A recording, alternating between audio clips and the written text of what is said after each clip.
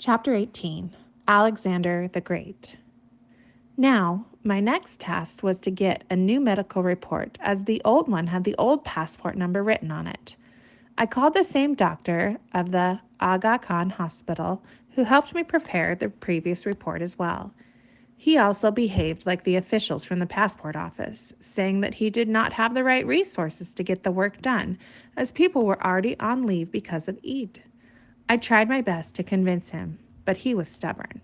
I used the same formula that the interloper taught me. I told the doctor I could pay him extra, and that is precisely when the doctor started showing signs of giving in. I was called at 4 p.m. for the new test. Now, the only problem was money. I wanted more money, and at such times of need, I always called Musa Baya. I went home after talking with Musa Baya on the phone to collect the money and came back to the passport office at 2:50 p.m. At 3 o'clock, I was handed over my new passport. Deep down in my heart, I was extremely thankful to the interloper who had actually got my job done.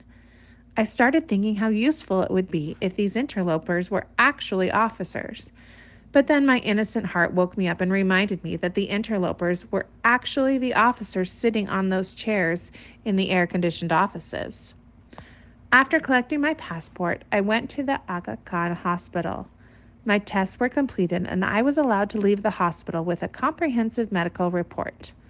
A lot of money was used in this rush, but I was happy that all my tasks were done before Eid. I thought of myself no little than Alexander the Great, who was able to pull myself sanely through all of this chaos. The evening was about to turn into night. The streets, lit with chilly lights and embellished with garland, spoke volumes about the excitement of the inhabitants for the approaching Eid. I uttered a quick word of thanks to Almighty Allah, who made all this possible. I thought of all of the blessings that I had received in the name of ease. I had sent Nadim home to take some rest, as he had been with me through all of this, and I said a prayer for such a good, loyal friend as well.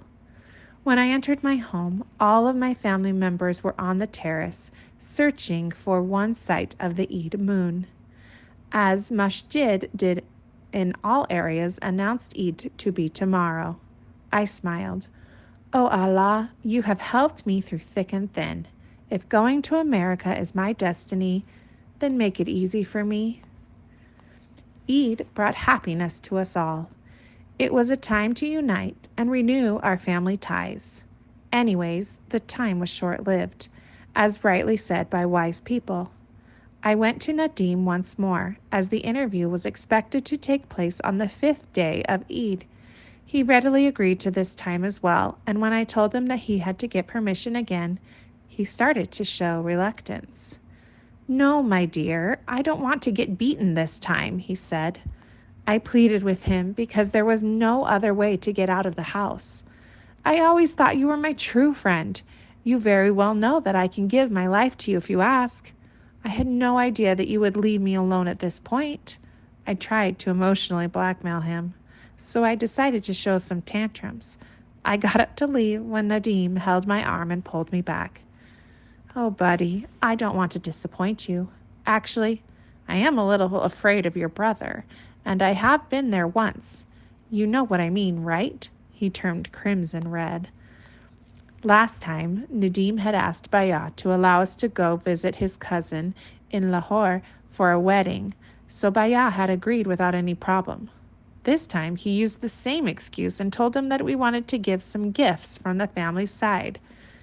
Baya agreed once again. We decided to go by air this time so we could save some time. We got our tickets for the 4th day of Eid at 5 p.m.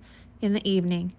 I packed my bag once more, but this time extra carefully, and looked at it as well.